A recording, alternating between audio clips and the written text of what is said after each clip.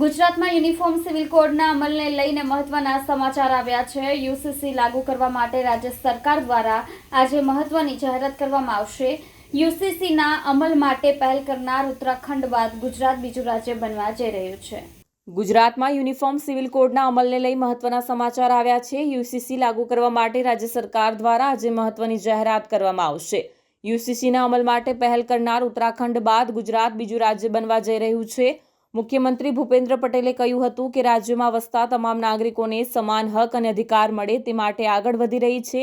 ગુજરાતમાં common civil કોડની આવશ્યકતા ચકાસવા અને કાયદા માટેનો મુસદ્દો તૈયાર કરવા સુપ્રીમ કોર્ટના નિવૃત્ત ન્યાયાધીશ રંજના દેસાઈની અધ્યક્ષતામાં કમિટી રચવાનો નિર્ણય કરાયો છે।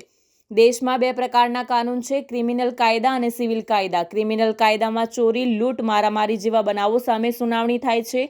દરેક ધર્મ સમુદાયના લોકોને ક્રિમિનલ કાયદા લાગુ પડે છે, જ્યારે સિવિલ કાયદામાં લગ્ન અને સંપત્તિ સાથે જોડાયેલા કેસો ચાલે છે। છૂટાછેડા, ભરણ પોષણ વગેરે। ભારતમાં અલગ અલગ ધર્મોમાં લગ્નના રીત રિવાજ અલગ અલગ છે। આ જ કારણ છે કે આ પ્રકારના કાયદાને પર્સનલ લો પણ કહેવાય છે। પર્સનલ લો એટલા માટે કે મુસ્લિમોમાં સાદી અને સંપત્તિના ભાગલા મુસ્લિમ લો મુજબ થાય છે। હિન્દુઓમાં હિન્દુ એક્ટ મુજબ કેસ ચાલે છે। ઈસાઈ અને શીખ માટે પણ અલગ પર્સનલ લો છે।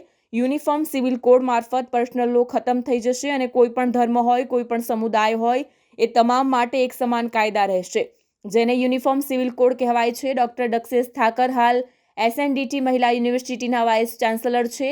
આગળ તેઓ વીર નર્મદ દક્ષિણ ગુજરાત યુનિવર્સિટીમાં કાર્યરત હતા। શિક્ષણ જગત સાથે તેઓ છેલ્લા 40 વર્ષથી સંકળાયેલા છે। ખાસ કરીને યુવા વિદ્યાર્થીઓ સાથે તેમના સંપર્ક અને તેઓ શિક્ષણવિદ હોવાના કારણે આ સમિતિમાં તેમને સામેલ કરવામાં આવ્યા છે। તેઓ ગુજરાતી સાહિત્યમાં પીએચડી કરી ચૂક્યા છે। તેમણે જણાવ્યું હતું કે ખૂબ જ ઝડપથી લોકોને ન્યાય મળે અને તેઓ સંતોષ અનુભવે તે માટે અમે કાર્ય કરીશું।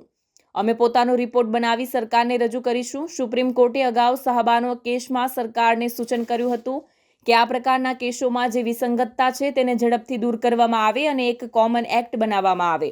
ભારતીય બંધારણમાં માર્ગદર્શક સિદ્ધાંતો દ્વારા આ પ્રકારના કાયદા બનાવવાની જોગવાઈ કરેલી છે। આ સમિતિ કાયદા, સમાજ અને સ્ત્રીઓના અભિપ્રાય લઈને 1 થી 1.5 મહિનામાં પોતાનો રિપોર્ટ સરકારને આપશે। डॉक्टर दक्षेश ठाकर, पूर्व कुलपति वीर नर्मद दक्षिण गुजरात यूनिवर्सिटी सूरत, वनिता विश्राम विमेंस यूनिवर्सिटी जो कि गुजरात की पहली विमेंस यूनिवर्सिटी है, यहाँ प्रोवोस्ट की जगह पर मैं काम कर रहा हूँ। हम सब जानते हैं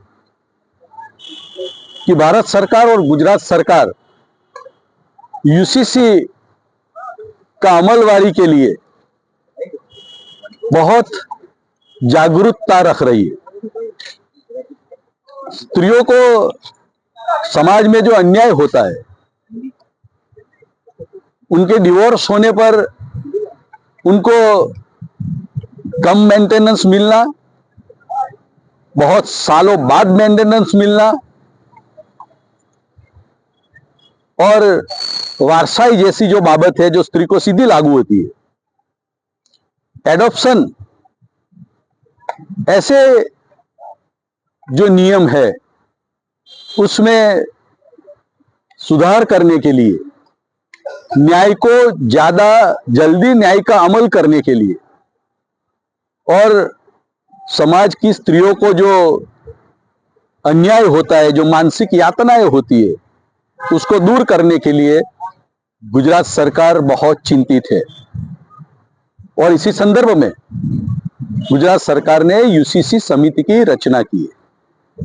हम लोग तकरीबन 1.5 महीने के अंदर बहुत जल्दी ही इस समिति में चर्चा विचारणा करने के बाद जो सुझाव होंगे उनके, वो समिति के सुझाव सरकार को सुप्रत करेंगे।